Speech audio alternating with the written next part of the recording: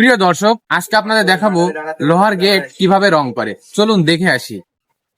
ভাই, এই কত বছর ধরে আপনি এই রঙের কাজের সাথে যুক্ত আছেন? এই 3 বছর। 3 বছর না?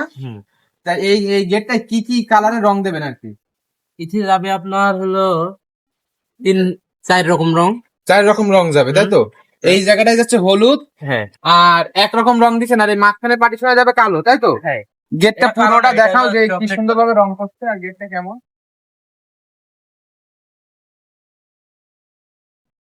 ভাই কিন্তু 3 বছর ধরে রঙের কাজ করে, ভাই কিন্তু ফুল মিস্ত্রি ভাই হয়ে গেছে। আপনারা দেখতে পাচ্ছেন এই গেটটি রং করছে সাদিপুর বেলতলায় মান্নান ইঞ্জিনিয়ারিং ওয়ার্কশপ, প্রেরক মোহাম্মদ মাহবুব রহমান।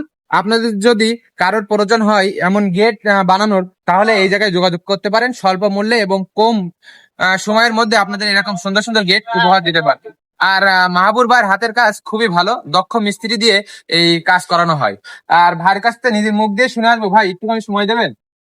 ওঠেন, আপনি বলেন আপনার রঙের অভিজ্ঞতা সম্পর্কে একটু বলেন। এগুলোতে সম্পর্কে এই রঙের মধ্যে কি কি রং দিলে আপনার ভালো হয়, আর রঙের সাথে মিক্স কি কি মিক্স করে তাই এই রংগুলো আপনি করেন? বিভিন্ন রকম আছে। আপনার হলো এটা তো ডাইরেক্ট বানিয়ে দেয়, সেটা দোকানে গেলে দোকানে বললে সেভাবে বানিয়ে দেবে। বানিয়ে দেয়, তাই তো? বানিয়ে দেবে। এখন আপনার পছন্দের মতন আমরা রং নিয়ে এসে আপনার গেটে লাগাই দেবো। তা এই যে আপনার যে এই রংটা স্থায়ী করবে কতদিন? এখন স্থায়ী আপনার হলো সেটা হলো আপনার উপর নির্ভর, বুঝলেন? মানে আমি- কারণ আপনি যদি এতে পানি লাগান তো এটা বেশি দিন টেকবে না। দূর গেলে আপনার 2 বছর আগেও নষ্ট হয়ে যেতে পারে।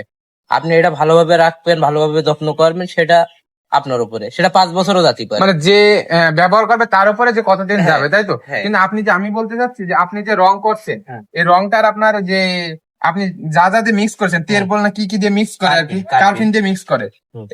এইগুলো ভালোভাবে টেকসই হবে তো? হ্যাঁ, টেকসই হবে। এই ছিল আজকের ভিডিওটি ভালো লাগলে লাইক ও কমেন্ট শেয়ার করে পাশে থাকবেন। ধন্যবাদ সবাইকে। আপনি আর কিছু বলবেন? না না, আমি আর